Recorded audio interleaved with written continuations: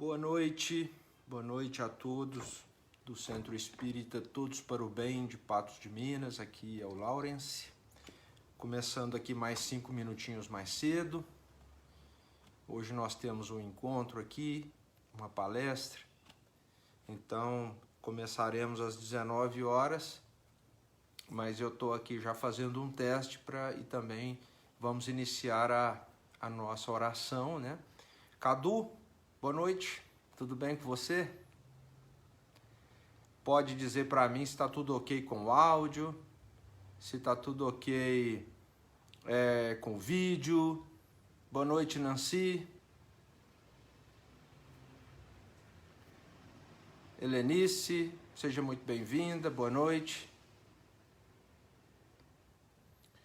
Gostaria de vocês um feedback em relação ao áudio, à altura do som e também ao vídeo, se está tudo ok. Tudo jóia? Tá certinho? Ótimo. Graça Maria, boa noite. Hoje é a primeira vez que a gente faz uma palestra para o Centro Espírita Todos para o Bem de Patos de Minas, e para mim é uma grande honra estar com vocês, mesmo que virtualmente. Um dia eu espero conhecer essa casa espírita em Patos. Gosto muito da cidade de Patos, tenho grandes amigos na cidade de Patos de Minas. É uma cidade muito especial para mim.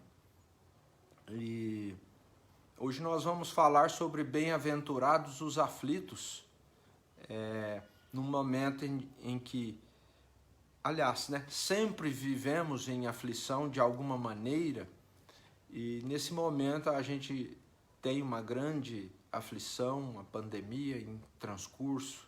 Nós estamos com medo, outros não tanto com medo do efeito da pandemia, mas do efeito da economia.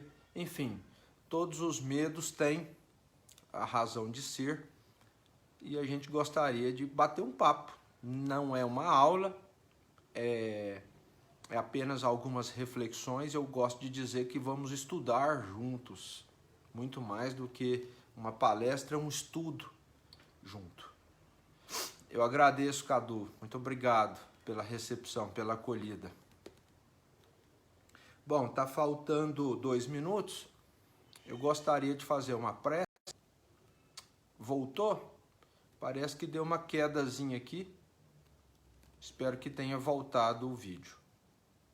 Cadu, voltou o vídeo?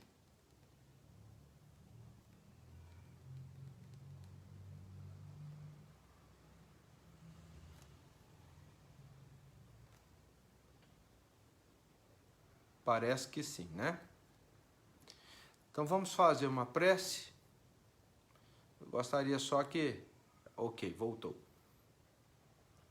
Mestre Jesus, nós agradecemos a oportunidade do estudo, agradecemos esta comunhão entre almas em torno do Teu Evangelho, e pedimos que para os estudos, as lições de hoje, estejamos preparados com a mente, com o intelecto e com o coração abertos para compreender e principalmente praticar os Teus ensinamentos.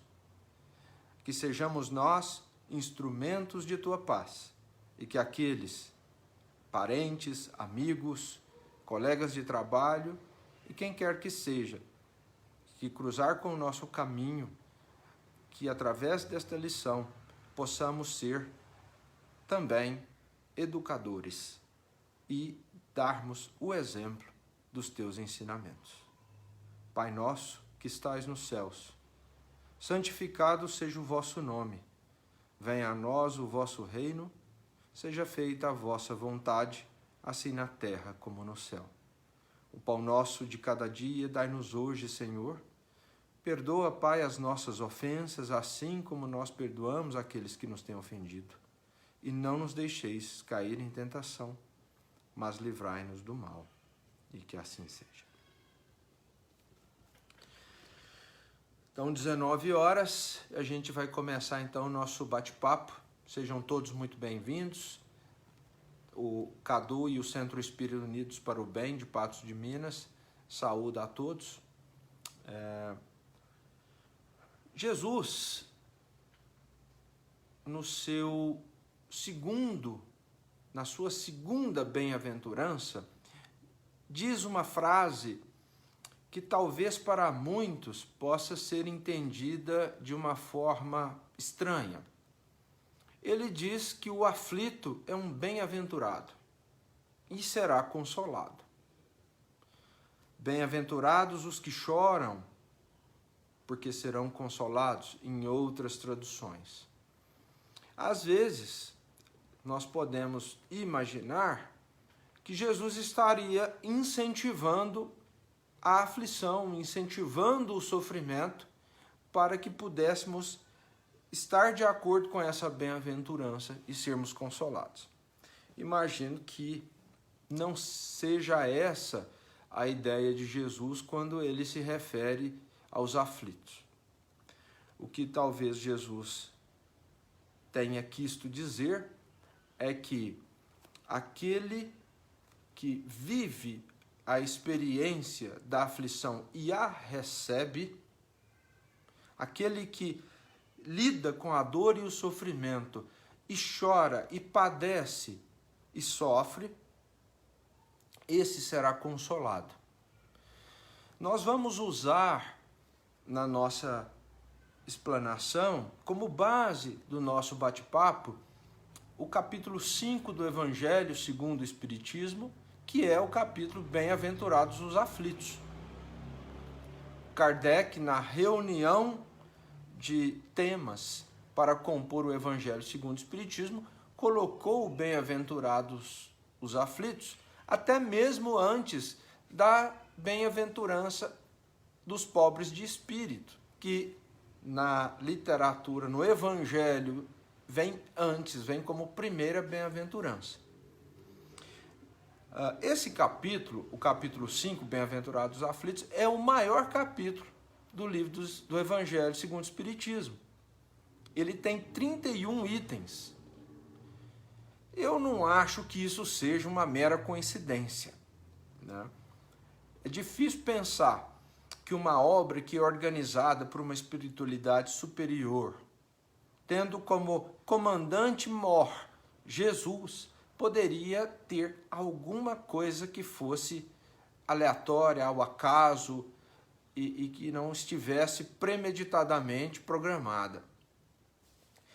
Eu acho que a intenção é mostrar para a gente e tentar nos ajudar diante das nossas dores e sofrimentos com todas as ferramentas possíveis.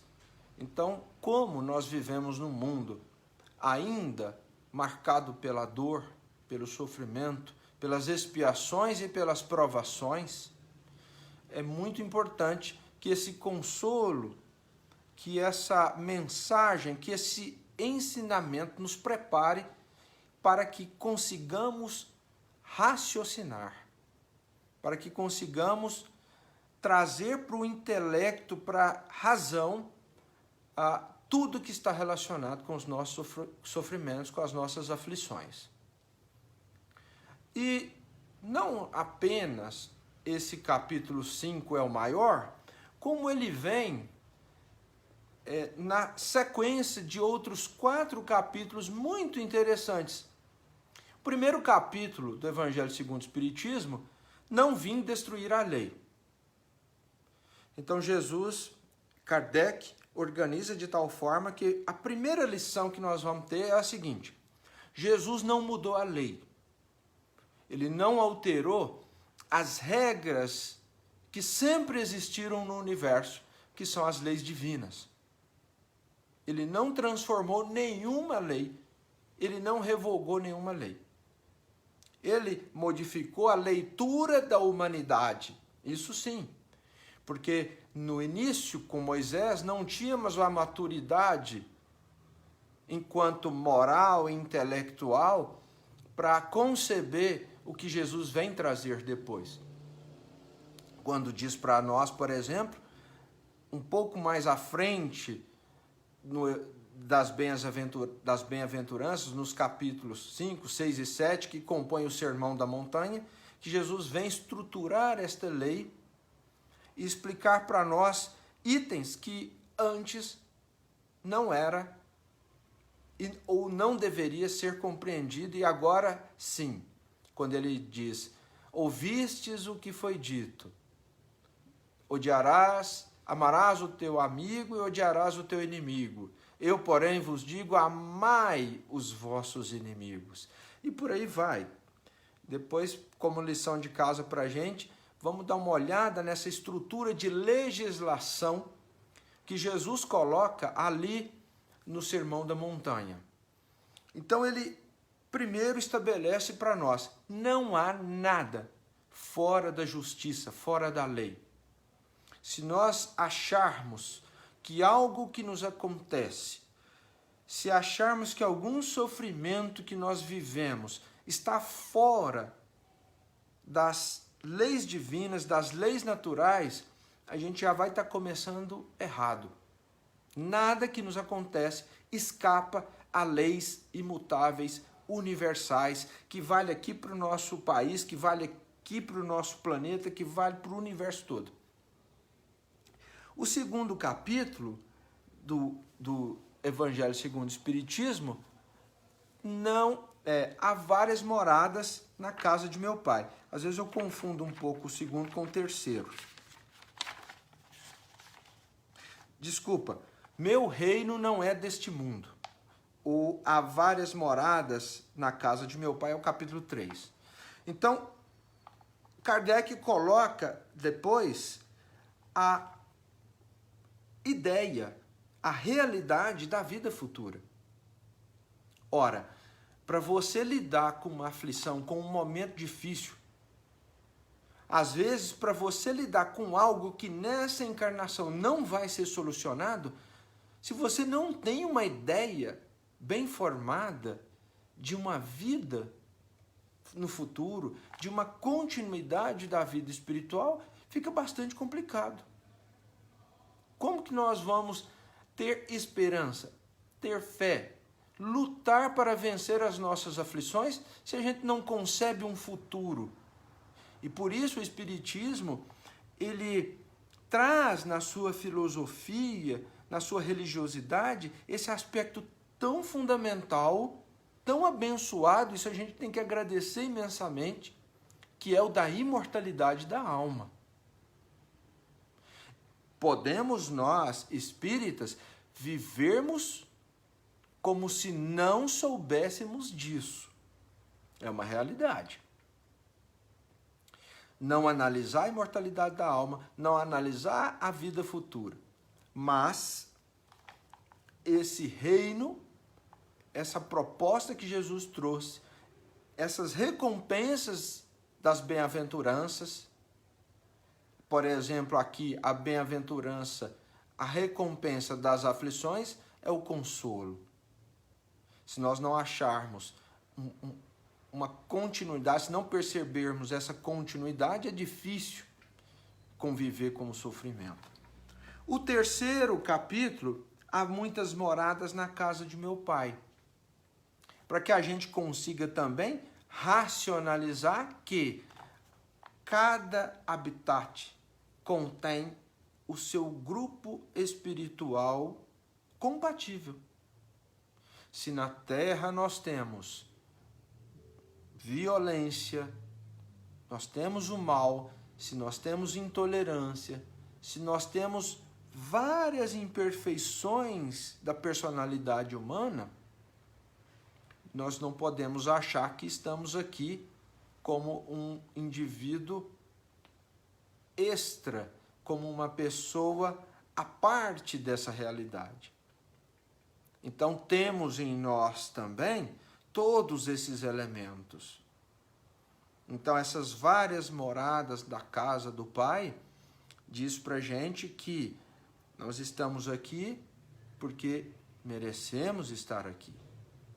À exceção, uma minoria missionária que vem nos ajudar, vem nos ensinar e interferir no nosso processo evolutivo. nos dando exemplos, conhecimento e estabelecendo esses princípios que a gente conhece tanto, que vem de Jesus. O quarto capítulo do Evangelho segundo o Espiritismo, me perdoem por essa introdução longa, ninguém poderá ver o reino de Deus se não nascer de novo. Ora, se eu não concebo a reencarnação, como eu vou compreender as situações de aflição? Não só comigo, mas com, às vezes, crianças, famílias que nascem, que já começam a sua existência aqui num sofrimento tremendo, em regiões extremamente pobres, miseráveis, passando dificuldade. Como entender essas nuances tão variadas se você não concebe a lógica da reencarnação como uma lei? Nós estamos falando de leis. Então, antes de chegar no Bem-aventurados os aflitos, antes de iniciar a discussão sobre sofrimento e dor, Kardec coloca elementos para o nosso estudo para que nós tenhamos uma razão que conceba os motivos pelos quais nós sofremos. E aí o enfrentamento se torna diferente. Dentro do capítulo dos Bem-aventurados os aflitos, o primeiro item é sobre a justiça. Gente, eu não sei se vocês notam isso no estudo do Evangelho, mas a palavra justiça e a palavra lei, ela está em todo lugar.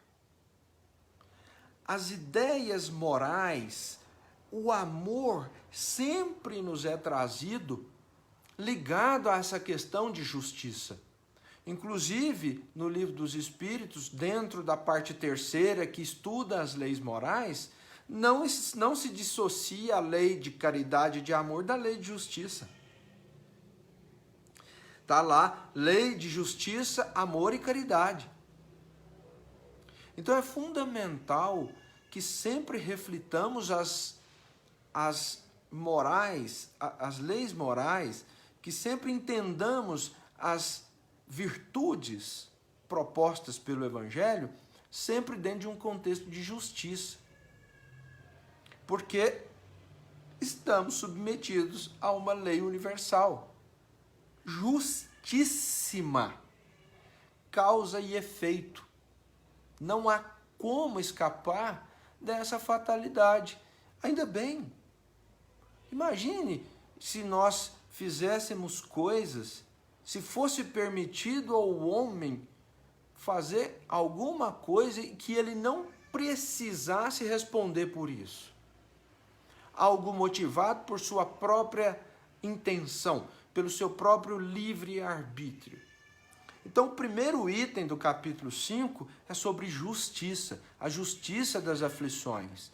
E ele ressalta numa frase que está em itálico, inclusive, né, destacada: logo, as vicissitudes da vida derivam de uma causa, e pois que Deus é justo, justo há de ser essa causa. Se nós pudéssemos fazer uma análise mais sucinta e rápida da dor e do sofrimento, estaria aqui, estaria pronto, a palestra estaria encerrada. Não há nenhum evento, nenhum efeito que não tenha antes uma causa. Então, todas as experiências que nós passamos, elas têm uma causa.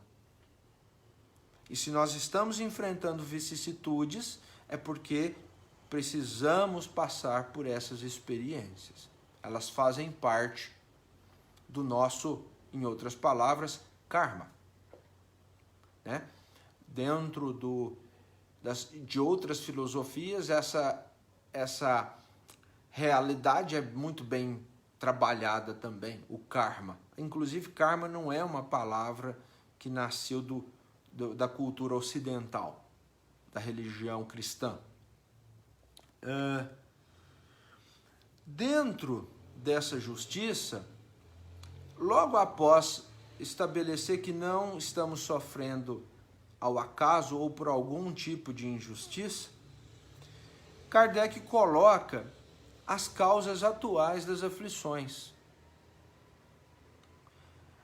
É como se ele precisasse explicar para uma sala de aula que ainda estivesse no primário e que precisasse entender que enquanto não modificar o jeito de ser, enquanto não modificar o olhar sobre o sentido da vida, nós não vamos conseguir mudar o curso dessa avalanche de aflições. No prefácio do livro Entre a Terra e o Céu, eu tenho até ele aqui, Emmanuel fala uma coisa muito interessante sobre a cristalização do pensamento, das atitudes. Às vezes a gente acha que muda muito rapidamente, né? A gente não muda muito fácil, pessoal. E Emmanuel, nesse prefácio, diz assim: no transcurso de milênios, permanecemos cristalizados em pensamentos de amor e ódio. Nós estamos envolvidos num processo crônico de apego, de desapego, de amor, de ódio, de violência, de refazimento da agressividade, para construir a nossa personalidade. A personalidade, pela ótica da ciência psiquiátrica, da neurociência, ela é uma das características do ser humano que menos muda no transcurso da sua existência. Aquelas características do temperamento, do caráter, são muito pouco modificadas. Nós podemos mudar algumas coisas, alguns hábitos, mas essa essência muda muito pouco. E Kardec coloca para a gente algumas ideias, algumas explicações dessas causas das nossas aflições, as atuais. Por exemplo, ele diz assim: quantos homens caem por sua própria culpa? Quantos são vítimas de sua imprevidência, de seu orgulho e de sua ambição? Basta a gente imaginar quantas vezes nós nos ofendemos hoje, essa semana. Quantas vezes nós nos melindramos, sentimos mal, uma sensação ruim dentro de nós, uma inquietude por conta de ações que vieram de outras pessoas. O jeito da pessoa dizer uma coisa para nós, o tom de voz, ou uma crítica que nós recebemos, conflitos de relacionamento. Quantas vezes a gente se irrita e muitas vezes entra em vias de fato de agressão verbal, física, por conta de coisas que acontecem nos relacionamentos. Se você imaginar que o outro tem o direito de ser o que ele é, de dizer o que ele quer, isso chama-se livre-arbítrio. Livre-arbítrio dado por Deus. Nós não vamos nunca conseguir eliminar o livre-arbítrio de outra pessoa. Ela pode dizer o que ela quiser. É óbvio que existe lei para corrigir. Existem, inclusive, leis humanas para punir e penalizar. Entretanto, o sentimento que habita em mim, a aflição que me domina, essa é pessoal, é particular minha. E diz respeito ao meu orgulho. eu deveria receber as aflições, aceitá-las, ponderar a respeito. Se essas críticas, essas agressões têm algum sentido, refletir, realmente ele tem razão, eu errei, eu preciso modificar. Então, foi boa o apontamento. Não, ele não tem razão, eu não consigo entender nexo nisso, foi totalmente errada a atitude. Então, para que se apegar, se é uma atitude errada? Ele tem o livre-arbítrio, pode dizer e pode fazer o que bem entender. Ferindo regras, quem deve julgar, condenar, não sou eu, é o juiz. Se cabe dentro de uma perspectiva de lei humana, tem o juiz, tem o advogado. Se não, tem a lei máxima, Deus. Muitas vezes a gente sofre por orgulho, por vaidade. Cria problemas devido a esse orgulho, se enrola no toma lá da cá e transforma a vida, que era para ser uma vida razoavelmente boa, tranquila, num caos. Quantas pessoas estão hoje vivenciando o sofrimento da culpa de um assassinato passional, um crime passional, movido por ciúme, e além dessa culpa, desse remorso, vivendo preso, fichado, constrangido, perdendo o emprego, tendo que conviver com o olhar estigmatizante da sociedade. Se pudesse entender que nós não somos donos de ninguém, ninguém é nossa propriedade, poderia tudo ser diferente. Uma outra recomendação, um outro apontamento de Kardec.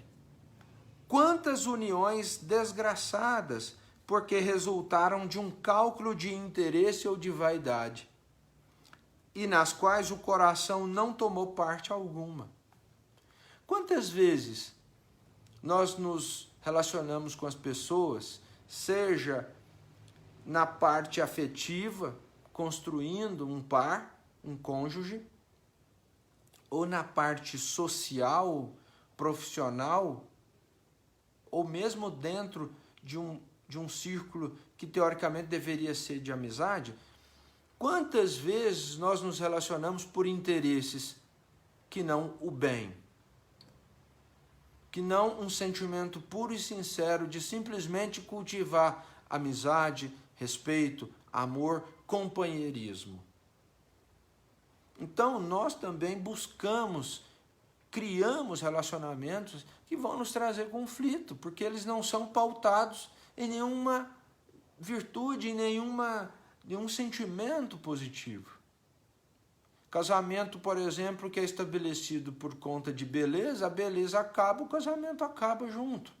Começam as traições, os abandonos. E o que vai decorrer disso? Sofrimento, aflição. Então, é importante essa análise antes de qualquer coisa, para que a gente comece a pensar. A aflição que hoje eu tenho, de onde deriva? E muitas vezes nós vamos encontrar essa resposta numa simples autoanálise, numa autocrítica que nos mostra: eu não deveria ter feito isso. Eu não deveria ter me magoado tanto. Ele é só um ser humano como eu, imperfeito, e erra. Ele disse o que estava pensando naquela hora, motivado por um desequilíbrio emocional, psicológico intenso. E agora eu estou aqui sofrendo, passei meses estressado, angustiado, né? Hoje a gente sabe, por exemplo, dentro da saúde, das ciências da saúde, que o estresse é um enorme vilão para a nossa saúde. Esse estado emocional de medo, de angústia, de inquietude, ele é terrível, ele bagunça totalmente o funcionamento neurológico, ele mexe na neuroquímica cerebral. Por sua vez, isso vai interferir nos processos hormonais, vai interferir no sistema imunológico. E aí imagina você vive em estresse, esse estresse crônico alterou o funcionamento de algumas glândulas, prejudicou o seu sistema imunológico, e esses sistemas que controlam a homeostase, o equilíbrio do corpo, vão falhando e você vai adoecendo. Quer uma causa de aflição maior do que a doença, que a enfermidade? Tem estudo, por exemplo, que mostra que as pessoas com diabetes têm um nível mais alto de estresse, de nervosismo. Está muito relacionado com a depressão. Há estudos mostrando certos aspectos da dor, da predisposição para a pessoa ter mais dor quando ela tem certos transtornos psiquiátricos e psicológicos. Então, esse estresse, essa inquietude do pensamento, a falta de serenidade nos adoece, nos causa um transtorno enorme, gastamos rios de dinheiro com medicamento, precisamos estar sempre indo ao médico, perdemos às vezes o nosso ânimo de viver por conta das enfermidades. E quando a gente vai analisar a causa do estresse, essa causa está em coisas que são evitáveis, como boa parte de cânceres estão envolvidos com o tabagismo, como muitas doenças estão envolvidas com a obesidade. São problemas evitáveis. Como sofremos, por exemplo, por perdas que nós temos em acidentes de trânsito. Como sofremos por desfechos ruins de pessoas que amamos por conta de problemas, de situações que são evitáveis. Então nós estamos muitas vezes, enquanto decidindo, enquanto atuando em nossas próprias vidas, estamos perdidos. Minha irmã entrou. Oi, Lara, tudo bem? Então essa reflexão inicial, ela é muito interessante, é muito importante para nós, porque boa parte das nossas aflições pode estar nas mudanças de hábito, na reflexão antes de agir, no observar da nossa ambição, do nosso orgulho, do nosso egoísmo.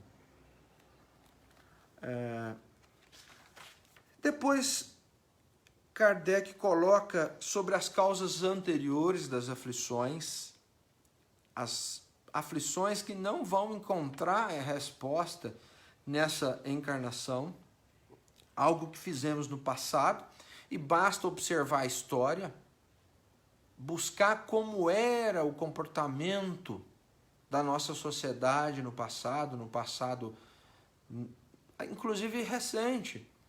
Nós tivemos no século passado uma guerra mundial que dizimou a vida de 50 milhões de pessoas. Nós tivemos calamidades provocadas pelo orgulho humano. E onde nós estávamos? Estávamos em toda esse alvoroço da nossa humanidade. Será que a gente estava do lado do bem? Será que a gente estava do lado ruim? Será que a gente era um tirano machista dentro de casa? Será que nós éramos senhores de escravos? Será quantos assassinatos nós temos nas encarnações passadas? Quais, numa época que a honra era lavada com sangue? A lei de causa e efeito não pode deixar tudo que nós vivemos no passado de lado. Não há essa possibilidade. Ainda bem que contamos com a misericórdia divina para ir saldando essas dívidas aos poucos. E depois eu separei os motivos de resignação, é o item 12. Por que devemos ter resignação? Podemos até entender que devamos estar sofrendo por alguma falha no passado. Mas nem sempre, mesmo sabendo disso, quando a aflição chega até nós, nós não agimos com resignação. Nós nos revoltamos. E sabendo que houve um erro no passado, o que nos abate mais é a sensação de culpa. A culpa é um grande problema da alma humana. A culpa, segundo Joana de Ângeles, está lá na base de um monte de transtornos psiquiátricos, psicológicos que a gente vive. Transtornos estes no nosso inconsciente, que nos causa sofrimento, que modifica a nossa personalidade para ruim, e a gente não consegue, às vezes, visualizar isso muito bem. A resignação é fundamental para que a gente consiga fazer uma resolução, uma transformação desse problema e dessa aflição sem revolta, sem rebeldia, com serenidade e mansuetude. Então diz lá no texto, no item 12 do capítulo 5. Bem-aventurados os aflitos, pois que serão consolados. Por estas palavras, Jesus aponta a compensação que hão de ter os que sofrem, e a resignação que leva o padecente a bendizer do sofrimento, como prelúdio de cura. Olha que interessante. O sofrimento está nos curando. Está nos curando de enfermidades da alma, de manchas do nosso caráter, de chagas do nosso temperamento. Ontem aqui no culto do lar aqui de casa, para poder me preparar, inclusive, para a palestra de hoje, eu fiz uma leitura desse capítulo. E a gente perguntou para a esposa, para o filho, lembra aí, a última vez que você chorou, que você sentiu tristeza. Lembra aí você, qual foi a última vez que você sentiu tristeza, que você chorou, que você sentiu aquela dor, aquele sofrimento? Esse sentimento provocou o quê? Quais foram as consequências desse sentimento dentro de você?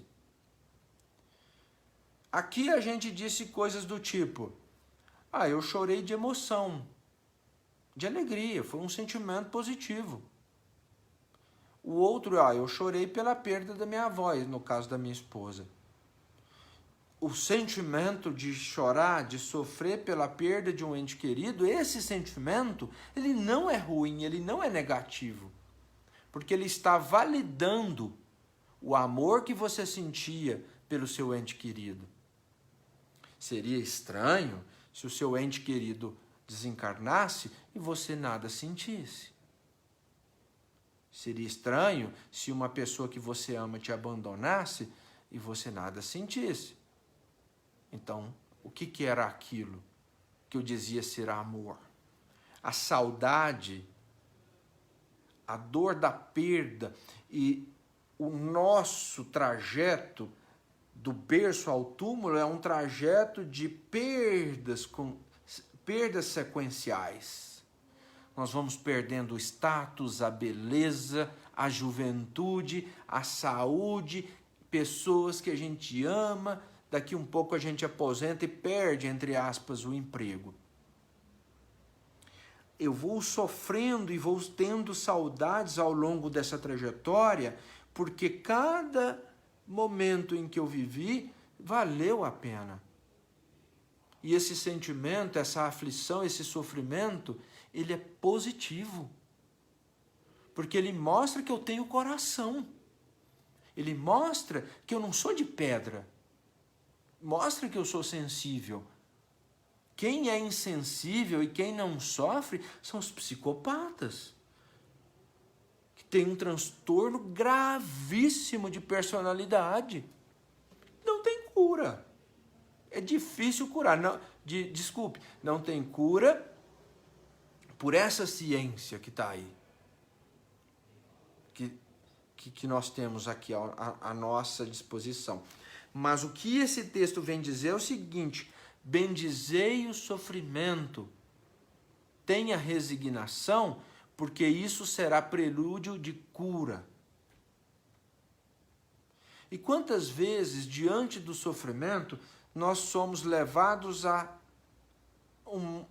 uma ideia que nos leva para a humildade, quando não nos vemos imbatíveis e fortes, mas sim pequenos, frágeis, vulneráveis.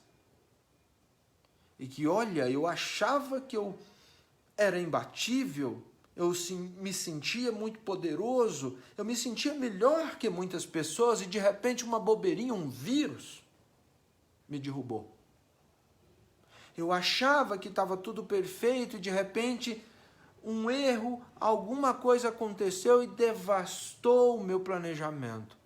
Epa, então eu não sou tão independente, tão importante.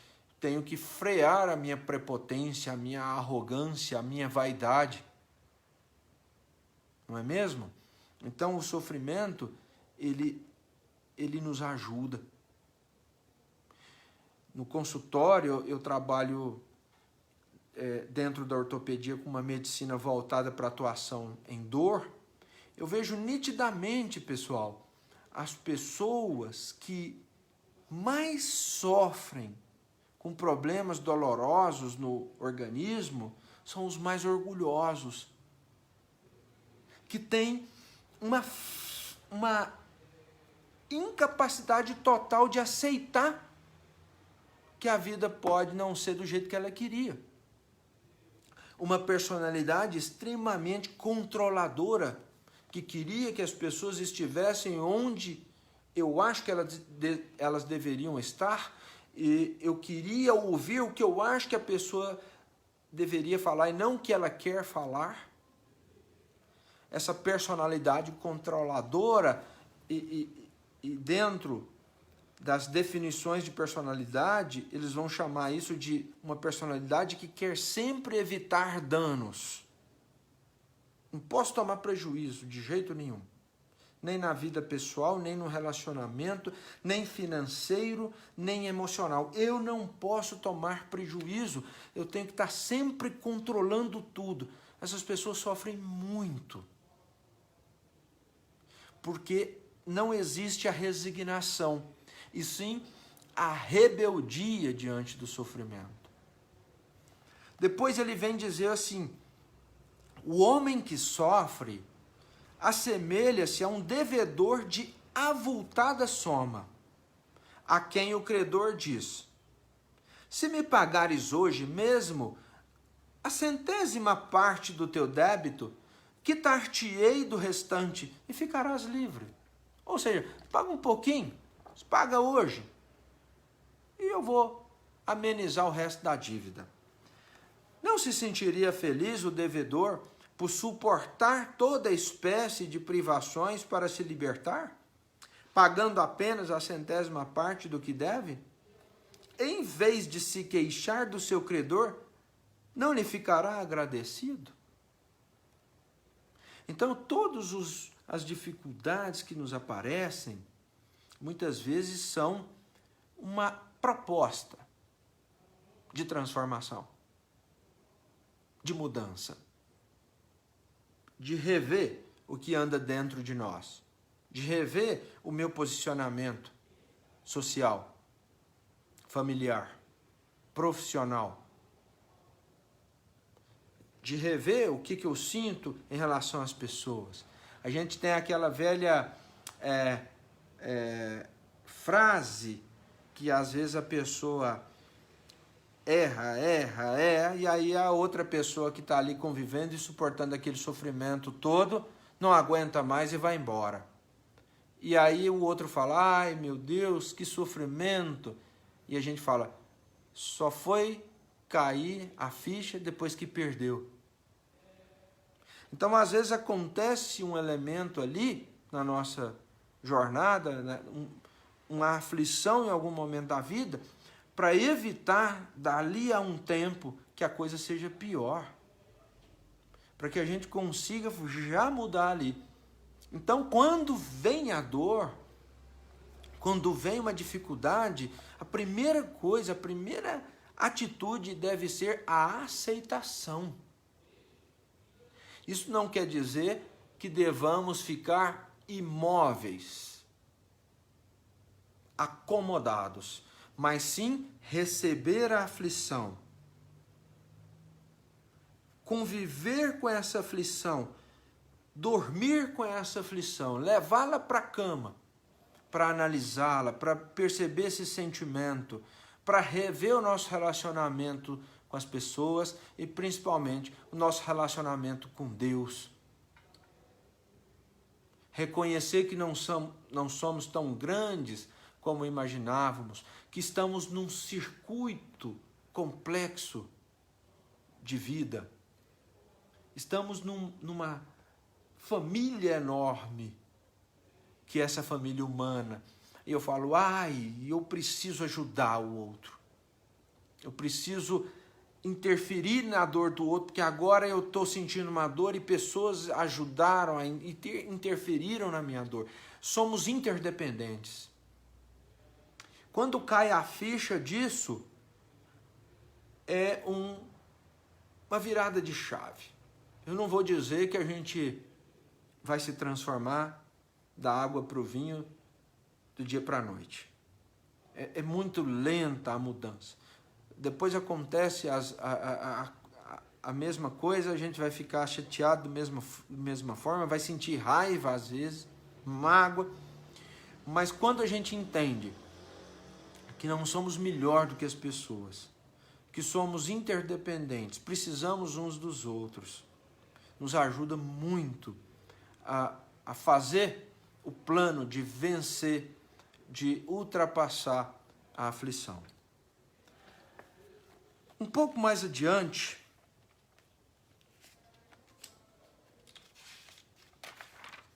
o Espírito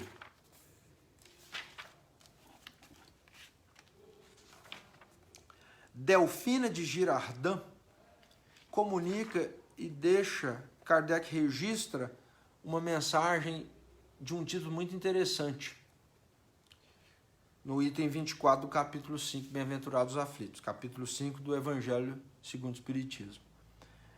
A desgraça real. Eu acho muito importante essa reflexão, porque é diferente as perspectivas de dor e sofrimento de uma pessoa para outra.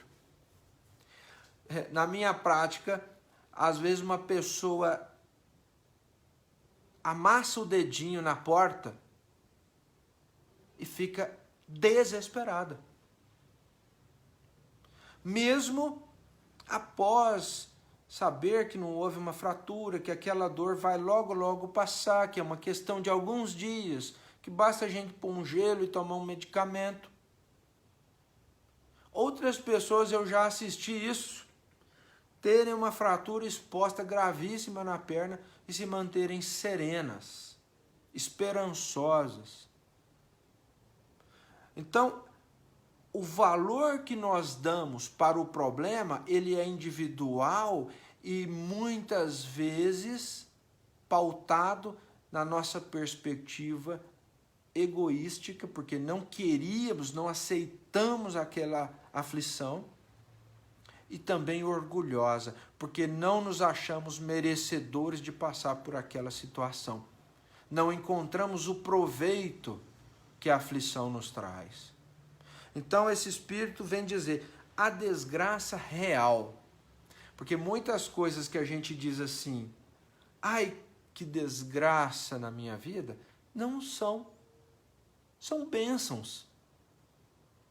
Às vezes, eu não vou dizer, me permitam esse exemplo, eu não vou dizer que traição e abandono de entes, de cônjuges e entes queridos seja algo fácil de lidar. Não é, não. Mas não foi bom que tenha acontecido para eu entender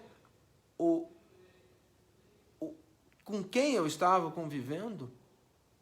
Quando somos traídos por um amigo e nos decepcionamos e de repente há um afastamento, por um lado isso não é positivo, porque agora, nesse momento, a pessoa não está preparada para cultivar uma amizade sincera comigo. E ela se revelou, ela se mostrou quem ela é, ela permitiu que esse afastamento acontecesse. Muitas vezes esse afastamento é sim necessário.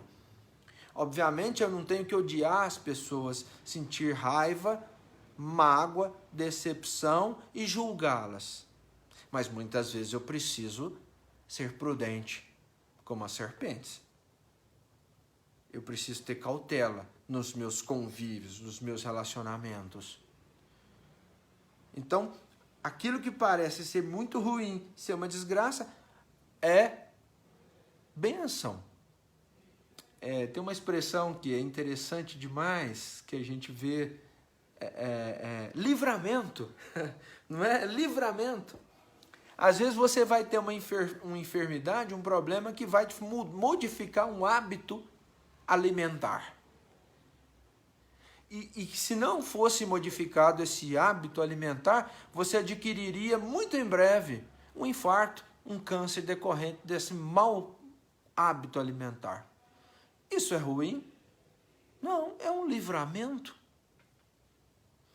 Diz aqui a Delfina de Girardin: vou revelar-vos a infelicidade sob uma nova forma, sob a forma bela e florida que acolheis e desejais com todas as veras de vossas almas iludidas.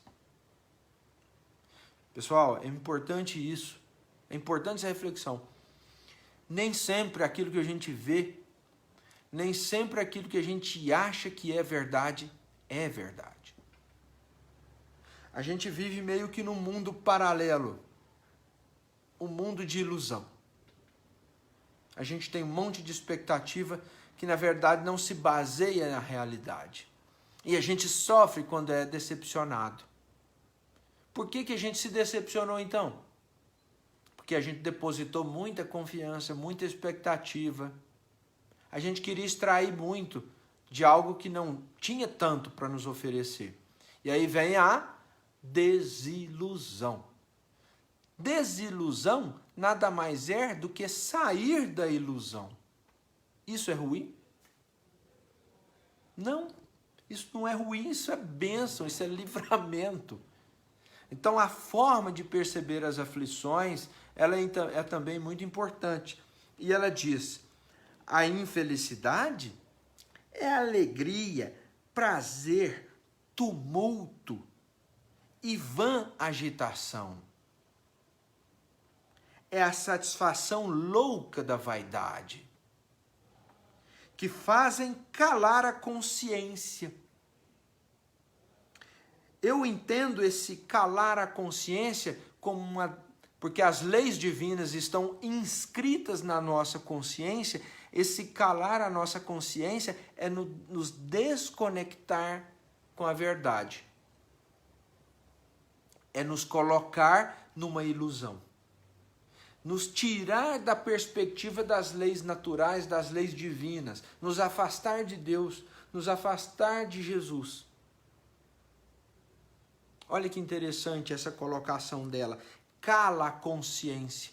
Você fica com a consciência muda, adormecida, preso no prazer, na satisfação da vaidade, do ego. Isso, segundo esse espírito, é a desgraça real. E isso comprime a ação do pensamento. Olha aonde chega a reflexão dela. A ação do pensamento fica comprimida. Eu que estando livre e conectado com Deus e com a verdade, o meu pensamento, o que ele pode fazer? Onde eu posso chegar? O que eu posso criar e imaginar com o meu pensamento livre? E isso atordoa o homem com relação ao seu futuro. A infelicidade é o ópio do esquecimento que ardentemente procurais conseguir. É muito importante essa reflexão que é trazido no item 24. Qual é realmente o meu problema? Qual é o motivo pelo qual eu estou aqui agora sofrendo, angustiado, com medo? Estou aqui angustiado porque meu filho se casou e vai embora de casa. Isso é problema ou isso é natural? Estou angustiado porque minha filha escolheu um péssimo par. Mas não existe o livre-arbítrio, você não educou. Se ela não conseguiu definir, não ouviu os seus conselhos, não é um direito desse espírito errar por suas próprias mãos? Estou aqui sofrendo porque não consegui as posses que eu gostaria de ter. Elas são realmente necessárias? Elas vão mudar a sua felicidade? Às vezes a gente conversa aqui em casa, estamos caminhando para o fim, eu falo assim às vezes para minha esposa, eu me lembro quando eu era estudante, eu morava num barraco de 3 cômodos com telha Eternite. E eu sou muito calorento, eu sofria naquele barraco. Tinha uns perrengues lá. E naquela época eu ficava imaginando quando eu tivesse uma casa grande e confortável. Hoje a minha casa é uma casa muito boa e confortável. Entretanto, eu não consigo ver, assim, dentro da essência, que eu sou hoje mais feliz do que eu era antes. Essas aquisições de conforto, essas aquisições de facilidades para que a gente consiga executar as nossas tarefas enquanto espíritos numa humanidade, são bem-vindas. É preciso que nossas necessidades básicas sejam atendidas no que tange alimentação, transporte, segurança, etc. e tal. Porém, lá dentro de mim, a felicidade não está atrelada ao conforto. Não está. Infeliz mesmo é quando nós agimos iludidamente. Quando nós ferimos as pessoas. Quando nós somos os que magoam os outros. E aí, assim, nós estamos caminhando para a desgraça real. Por fim, eu gostaria só de fazer uma leitura desse livro aqui, ó, que é um livro de um teólogo francês, Jean-Yves Leloup, sobre as bem-aventuranças, chama Livro das Bem-aventuranças e do Pai Nosso. E ele fala até um tanto poeticamente sobre essa questão do chorar, de aceitar o sofrimento, de receber a aflição e tentar desenvolver através dela humildade, esperança, e aí sim, mãos à obra, bora trabalhar. Ele diz assim: a química da lágrima, como de todas as secreções, reflete o estado do organismo. E com as lágrimas, muitas coisas são lavadas e limpas. Do ponto de vista psicológico, uma pessoa sente e respira melhor quando pode chorar depois de uma grande dor. O sopro volta a ser liberado. Existem lágrimas que ficam afogadas na garganta, presas no coração, e é importante deixá-las correr para que a limpeza ocorra. Podemos falar das lágrimas também no sentido espiritual. Na tradição do exicasmo, fala-se muito do dom das lágrimas. Os monges do Monte Athos pedem a Deus frequentemente a graça das lágrimas, pois elas são o sinal de que o coração está aberto. Lembra daquilo que a gente falou? A saudade não é ruim. Ela endossa o amor. Ela valida a relação. Lembro-lhes a passagem da samaritana, quando Jesus lhe diz que de seu seio jorraria água viva. Em alguns momentos de grande beleza, só as lágrimas podem expressar o deslumbramento. Diante da beleza de alguém, diante de um gesto de gentileza e de atenção, podem correr lágrimas de gratidão. Estas lágrimas são pérolas preciosas. Infeliz daquele que não sabe chorar de alegria. É até emocionante, né, gente? Eu vou até tomar um gole d'água.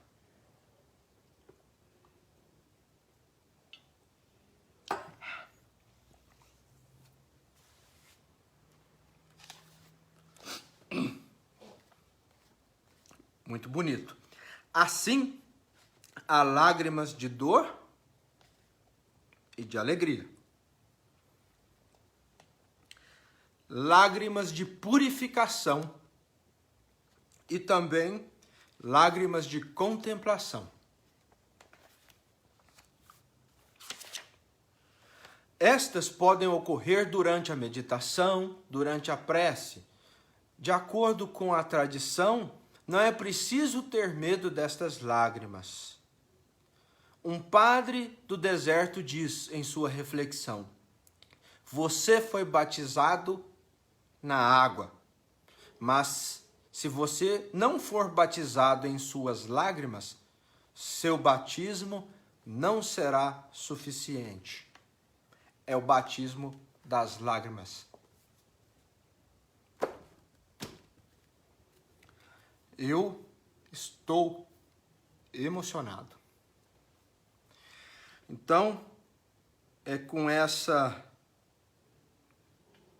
brilhantíssima fala do Jean-Yves Leloup que a gente vai concluir a nossa fala sobre a bem-aventuranças das aflições. Um abraço, Landim, estou vendo aqui você. Deus te abençoe também. Obrigado a todos.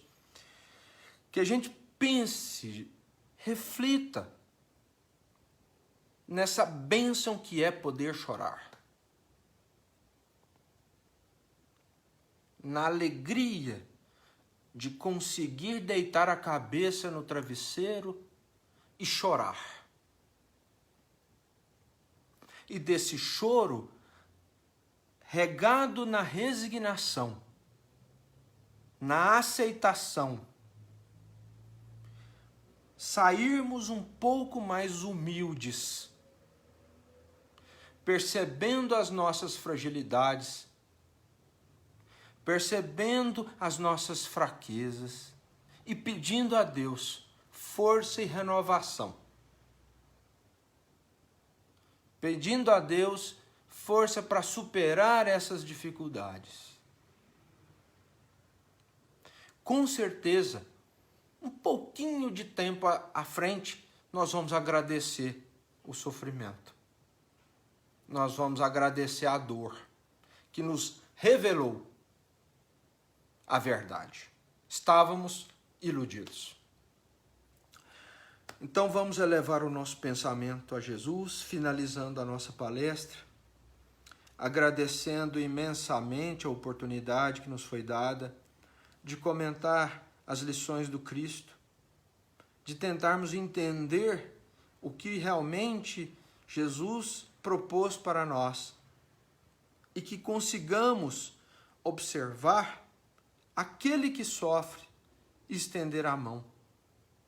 Que possamos, num gesto de fraternidade, chegar ao nosso irmão que sofre e ainda não entendeu o que está passando. Oferecer um ombro amigo, oferecer um ouvido, oferecer o agasalho, o prato de comida. Que sejamos nós os instrumentos da paz de Jesus.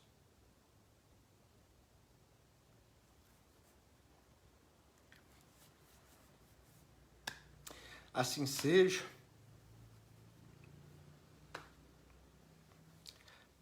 Emocionado e muito grato pela oportunidade que vocês nos deram, vocês aí da Casa Espírita Unidos para o Bem de Patos de Minas. Que Jesus vos abençoe a todos e que sigamos em paz. Boa noite a todos.